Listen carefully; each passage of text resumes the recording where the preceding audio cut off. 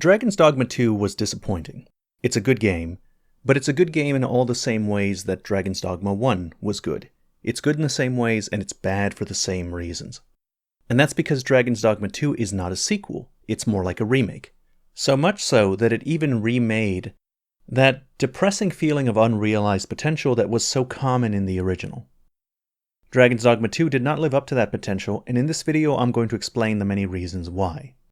Most of these issues I've talked about in my Dragon's Dogma 2 review, but I couldn't go into detail about the story because that would have been a spoiler. And unlike a review, I don't have the obligation here to be fair. I don't have to take the merits into account, I can focus strictly on the negatives. The goal here is to explain why Dragon's Dogma, despite being a good game, is so disappointing. The first problem is that enemies don't scale. Combat is fun in Dragon's Dogma, and at its best can be challenging. One of the interesting things about Dragon's Dogma combat is that the player will have a lot of ways to interact with the monster. So for example, when the Cyclops is unbalanced, you can pull on their leg and make them fall. Dealing damage to the Minotaur while it's charging will cause it to trip and fall. Burning a Griffin's wings will prevent it from flying, and if you do it while it's in the air, it'll fall to the ground. And these are just the obvious ones. There's a lot more of these kinds of interactions than you would suspect. And it's really fun figuring out how to effectively deal with each individual monster with the vocation that you're currently playing, and even how to take advantage of some of these interactions. Like when an ogre jumps up onto a wall. If you're playing an archer, you can try and deal enough damage to it to knock it down. If you're playing a fighter, you can get it to target you, and then block and counter his attack. If a griffin is flying in the air, you can launch your pawns up to it, and their combined weight will drag it to the ground. There's really a lot of cool ways to use your vocation to interact with the monster. This even makes it fun to fight the same monster over and over, because you might discover a new way to interact with him once you get more skills down the line. And if you change vocations, then even better. The problem, though, is that over time this kind of goes away. Enemies don't scale, but you keep leveling up. In fact, the leveling up is uncomfortably fast, and it'll put you in a situation where your stats are so high and your gear is so good that the Cyclops and Ogres and Minotaurs no longer provide a challenge. Which is a problem because challenge is what causes you to engage with the monster in an interesting way. If they're not challenging, if you're steamrolling through them with your high damage output, then you're not learning anything about them, it's simply not interesting. And once this occurs, there's no way to reintroduce challenge, because there's no hard mode that you can switch to.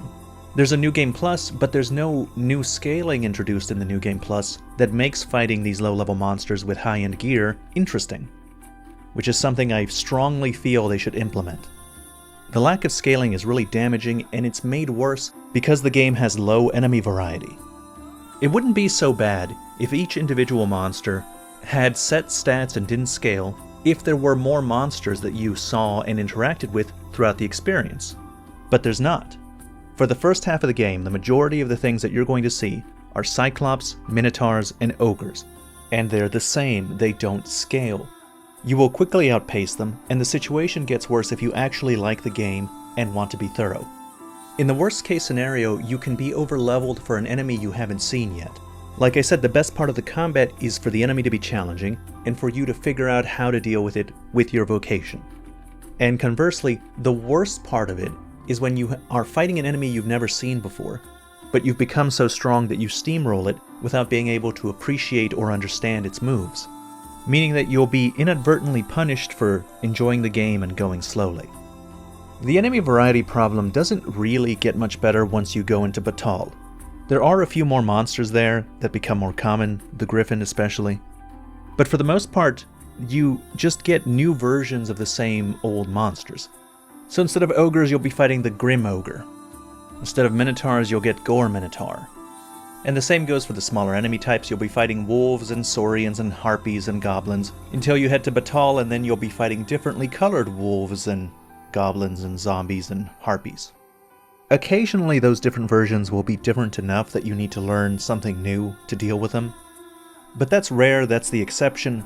Most of the time you don't really have to change your strategy, and are able to easily kill the new versions the same way that you did the old ones. Making it hard to consider these new monsters, they don't do much to alleviate the low enemy variety problem. So there's no scaling, There's not much enemy variety, and stronger enemy types can't spawn in lower enemy areas, even if you are at a higher level with stronger gear, meaning that you'll continue fighting those monsters long after they're no longer a challenge, which damages your ability to learn and care about their movesets. You can't meaningfully interact with a monster if you and your pawns are doing huge chunks of damage. If it was only the scaling, or only the enemy variety, neither one of these issues would be as bad. If the monster scaled, it wouldn't matter that you see the same one over and over. You would still need to heed their damage, and their HP would be high enough that the fight wouldn't be over in seconds. Similarly, if there was a large enemy roster, it wouldn't matter if any one of those scaled, because the game would have a pool of dangerous enemies to present to you as you progress. But since we have both of these problems, the result is repetitive, boring, and easy gameplay for the majority of one's playtime. I don't deny that the gameplay is fun and awesome in the opening hours, but the moment will come when you start steamrolling monsters, and once it starts it doesn't slow down, it only accelerates. I don't know if Capcom has any intention of doing a DLC, or if they're going to add any more meaningful updates, but if they did, I think it would be a fantastic idea for them to include a hard difficulty you can start out in. If a DLC introduces more small and large monsters, it might be a good idea to pepper them around the existing map. And if they're unwilling to do that, then at the very least they should have the existing monsters scale as you level up. And finally, going into New Game Plus should make the game harder still. Alright, let's talk about the story, and why it's bad. The story, I think, is the clearest example of it being much worse than it was in the first game. When it comes to gameplay and level design and the amount of monsters that we have available, there are reasons to prefer either the first or the second game to each other. But when it comes to story, the first one is a clear winner. Dragon's Dogma 2 has all of the same problems that Dragon's Dogma 1 had, but with the added detriment of not having any of its redeeming qualities. For example, Dragon's Dogma 2 has no interesting characters and no interesting character interactions. To demonstrate this, let me show you a cutscene from Dragon's Dogma 1. Viper! You colluded with Salvation to work sedition among the Duke's men! Salvation? You place me in ill company. I'm a man of this world. Fantasies of death and redemption concern me not one whit. Now, legends. Legends stoke up the masses. If Duke Edmund were to best a second dragon, Francis would take the ascendant. But her neighbors ill want a giant looming at their borders, am I wrong? Spare me your sophistry! The word neighbor sours on your forky tongue. Our lands have long sworn unstinting aid to any neighbor beset by the dragon. Unstinting, you say? Tell me then, why has your Lord Father not sent your brother, joined by Hearthstone's finest steel? Why am I speaking instead with a bleating she-goat mocked even by her own men? You will retract those words, sir! Else suffer what consequence? Else I shall wash my honor clean in your blood! And you? You will play her second? I would welcome the challenge. Stay out of this! He's made an open mockery of me and my homeland!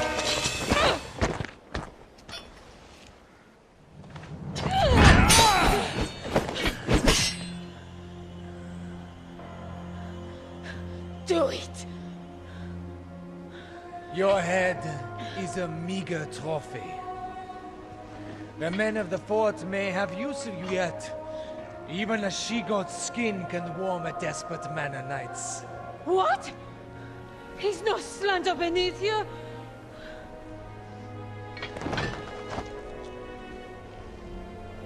The duel is well and settled, Arisen. Be gone from my sight at once. I spent a lot of time with Dragon's Dogma 2, well over 100 hours. I've gone through the story twice, the second time paying special attention to the characters and the story. And yet I struggle to remember anybody's name. None of them have a strong personality that attracts you to them. The voice acting is a little rough, but this scene with Mercedes allows her to express the character traits that you already know she has, and further develops both her character and the world building. The dragon is a threat to all, but the neighboring countries are worried that if Duke Edmund kills a second dragon, Grances would become a threat to their own lands. And so despite the fact that they have a pact to help each other should any be attacked by the dragon, they all have a vested interest in the Duke failing. Julian pursues that interest on behalf of his nation through sabotage, and suggests that Mercedes' own country is doing a similar thing, sending her mostly for show, expecting her to make no difference at all. This wounds her pride, but she also probably knows that this is true, and is likely a big reason of why she wants to prove herself. It is a fantastic scene, it accomplishes many things at once, and Dragon's Dogma 2 has no equivalent. There are no scenes on this level, and there are no characters that would be worthy of such a scene. Another issue is that Dragon's Dogma 2 retreads so much of the same ground. There's no mystery, there's no development, there's no foreshadowing, because you kind of know how everything works. If you've played the first game, you know what the Arisen is, you know what the dragon is, and what few changes there are to the nature of the world don't matter until the end of the game. The first game had the advantage of being able to reveal things. So, for example, why is the Dragonforge still around? Duke Edmund was the previous Arisen, he slew the dragon and thereby became sovereign, but in so doing that should have been the end of the Dragonforged. Why he's still around is a mystery. The fact that the Duke took the dragon's bargain and surrendered his beloved is something that is not fully revealed until much later, though it's something that can be foreshadowed in his moment of madness, choking Eleanor and apologizing to someone named Lenore.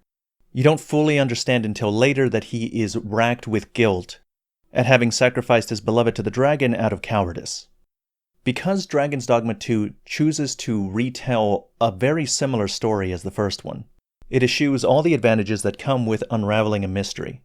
The universe of Dragon's Dogma is weird, and understanding how it works is a really interesting and immersive process, and that just doesn't exist in the second game because it works so similarly. You know that you're going to face the dragon, you know that the dragon is going to kidnap your beloved, you know that all the other things in the story don't really matter, and you know that once the dragon is defeated, the actual nature of the world will be revealed, which means that all the benefits of unraveling a mystery don't exist. Now that doesn't mean that the story that was in the first game was good, I don't think it was. But that's the kind of thing a sequel should address. Even if ultimately I don't think the story is good, its presentation along the way to the ending was captivating. Grigori to this day remains my favorite depiction of a dragon in any media, and my hope for the sequel was that he would have an improved narrative that would do him justice. But that's not what we got, the story stumbles in the same way. Probably the most common complaint for both Dragon's Dogma 1 and Dragon's Dogma 2 is that the events of the story don't matter. In Dragon's Dogma 2 there's political intrigue, a false Arisen has taken your place as sovereign, and many of the main and side quests have you doing things to prepare for challenging the false Arisen to take the throne. There are many lengthy quests involving this. You sneak into the castle and gather evidence, you go out to ascertain the identity of the false Arisen, you repair a regalia sword that will supposedly help on the day that you make your claim to the throne. There's lots and lots of these kinds of quests, and they don't go anywhere. And this really annoys people. It annoyed them in the first game, it annoys them more in the second. I believe I know why they chose to structure the story in this way. It's part of their meta-narrative, they're trying to make a point. The first game had a cutscene with Elysion, the leader of Salvation. His cult is trying to weaken the kingdom. He's trying to destroy fortresses and undermine the army, make them pay attention to too many different things so they're not prepared for when the dragon attacks. But then the dragon arrives and instantly crushes him. The dragon makes it clear, this is not about them. This is between you and me. It's not about armies and fortifications. It's not about political intrigue. It's not about the Duke. It's not about the neighboring nations. It is about us and nothing else. I believe the narrative is deliberately downplaying its own importance in service to the theme, which is that all of these things are secondary. They're flies buzzing around the Arisen and the dragon, and the cycle they're supposed to represent. So while I can appreciate what it's going for, I can't appreciate how it's going for it. I spent a lot of time on those main quests and side quests. I gathered a lot of evidence for the coming day where I would make my claim to the throne, and that day never came. Worse yet, it was made irrelevant. It wasn't about that by the time you got to the endgame. At the very least, the first game had this cutscene that I told you about, where it explicitly told you why the story wasn't important, and helped you refocus in a new direction. In the second game, it just kind of happens without you noticing, and it would be hard to pinpoint exactly at what point you stopped trying to gather evidence for the throne, when that stopped being the main goal. This was not a popular way of telling a story in the first game, and I'm surprised that they decided to double down on it in the second. I don't mind that they want the coming of the dragon to be this calamitous event that diminishes the importance of everything else, but couldn't there have been like a temporary yet still meaningful consequence? For example, a lot of these quests are failable, and they're failable in several stages. Really enjoyed the quest system in Dragon's Dogma 2, and I was careful to try and really get the optimal result most of the time. It would have been cool if the main quests and the side quests pooled together, tallied up all of the different kinds of evidence that you had, and led up to a big confrontation with the Queen, with various different possible results depending on how well you did across the game, where you can present your evidence to counter their claims, use the support that you've gotten from various factions and nobles, and you could get rare and valuable rings and equipment depending on how well you do. And then the dragon appears, revealing the solemn proceedings to be mere pageantry. In this way, you can still have the dragon have the desired effect, and all of your most dedicated players don't have to feel like they wasted their time completing all your quests. And this brings me to my last story complaint. The dragon in that game sucks. Both his presentation and his fight are no good. Mechanically, he only has one phase. He can't position himself very well because he's so big. His attacks are slow, it's rare for him to hit you. He has a tiny amount of moves, and the whole thing just feels performative. Just something we need to do to get to the next part of the game. On the other hand, in Dragon's Dogma 1, Grigori will monologue at you, but as soon as you choose to fight him, he's ripping through the fortress as he tries to kill you. He's really trying to get you. And you go through this 20-minute long boss fight with multiple phases and environments. And yes, they're just spectacle. It's just there to wow you. But it's good spectacle. It does wow you. You cannot help but be impressed.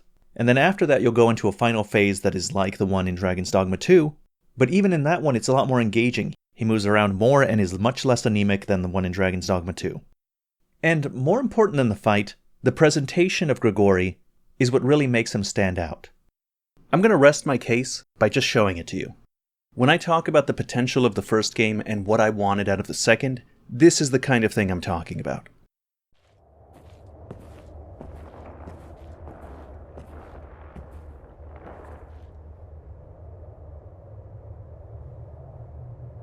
What is your purpose here, Arisen? If you sought to live, you had naught but run and hide yourself away.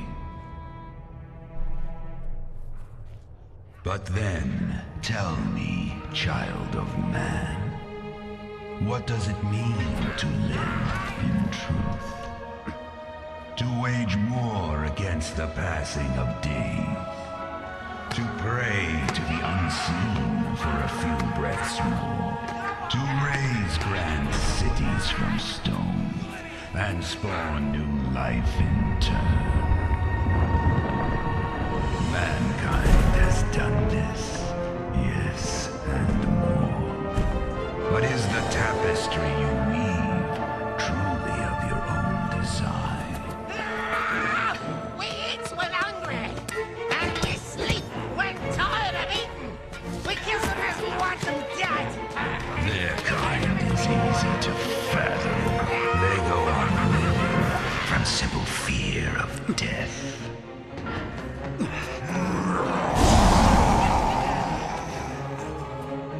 But not mankind. Some welcome the end with arms outstretched, while others come to face death incarnate, arms in hand. I ask again, what is your purpose here, Arisen? One path to your survival lies in my defeat.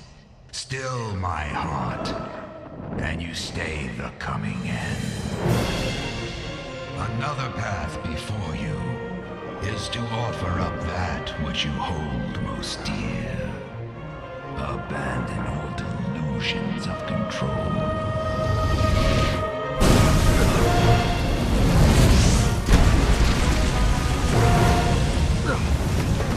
For the price of a single life, I shall leave this land in peace. As my vanquisher, the duchy would bow to you. Wealth and power are sweet anodyne for heartache. You'll not gainsay my terms are more than generous. If it matters aught, the man who rules this land now won that honor through just such a bargain. The decision is yours, Arisen. Now, choose.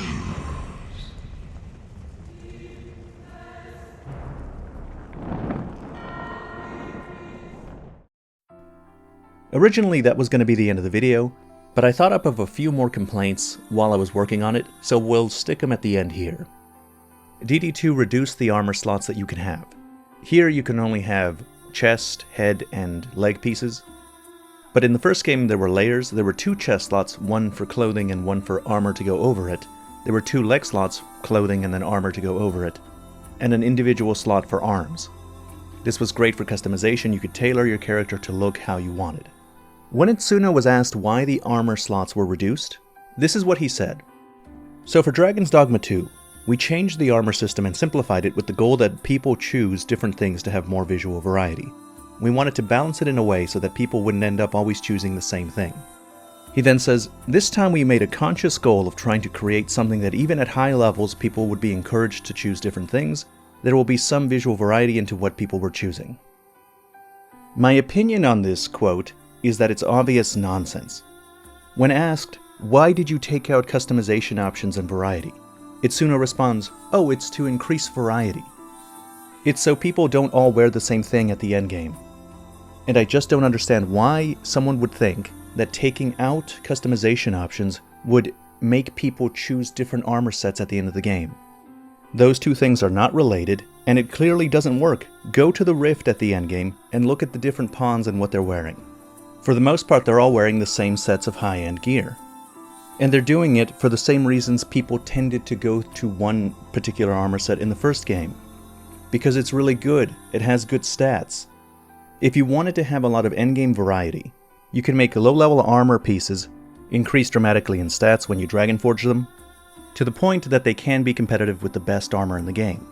It doesn't have to be as good as the best armor, it doesn't have to beat the best armor, but it should be in the same ballpark. You should be able to upgrade it to the point that you can reasonably use it in the endgame. If you had done this and kept the layers from Dragon's Dogma 1, you would have seen the armor variety in the endgame that you were hoping to see. Alright, another complaint. The dungeons all suck. It's really hard to even consider them dungeons, they're just copy-pasted caves. Which is fine, not everything needs to be a large, high-quality dungeon. But even the best ones aren't very good. Things like the Waterfall Cave and the Infected Dragon Fortress are just okay, and I don't think they even reach the heights of some of the dungeons in the first game, like the Blue Moon Tower, the Everfall, the Forest, the Goblin Fort. This is a good example of one of the areas where the sequel should have paid special attention to improve, but instead did the bare minimum to be about as good as the first one, which is unfortunate because the first one didn't do a great job either. There's also very few reasons to explore a lot of these caves or do any of these dungeons, because they don't have much in the way of loot. I don't like that almost all the high quality loot is in the shops. Yes, you can go into a cave and you can find a cape or a weapon, but 9 out of 10 times the weapon that you find in that cave will be outclassed by what you have in shops in the nearest city. If you wanted to get an upgrade to what you're currently using, your best bet would be to go to caves in harder areas. But the problem will persist there too. If you go to the dungeons near the checkpoint town, you're still going to find better equipment in the checkpoint town shops. If you go to the caves near Batal, you'll find better equipment in the Batal shop. I think that every cave, and especially the lengthier dungeons, should have unique equipment that you can't find in shops, that is unique either because it has a special effect, or because it looks different than what you can purchase, or is simply stronger than what the nearest shop has available.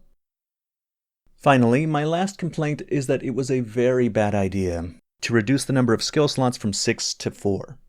I can't imagine what the reasoning is for this change, but the consequence is that there are utility skills that are interesting, but I'll never use because it would require me to give up one of only 4 skill slots. So for example, I've mentioned before that you can launch 3 people onto a flying griffin, and their combined weight will make it crash to the ground. But you'll notice that there's no footage in this video of that happening. And that's because I would have to bring the springboard skill, which I would if it wasn't so costly. If I had access to 2 more slots, I would be more open to bringing skills for myself and my pawn that are interesting, but only useful in certain situations. Alright, let's do just a final recap.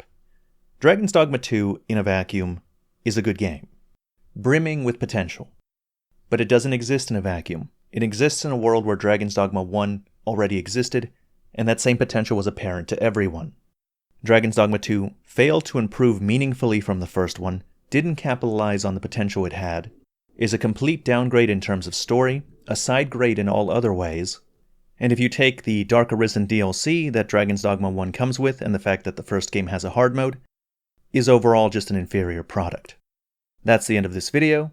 Thank you very much for watching.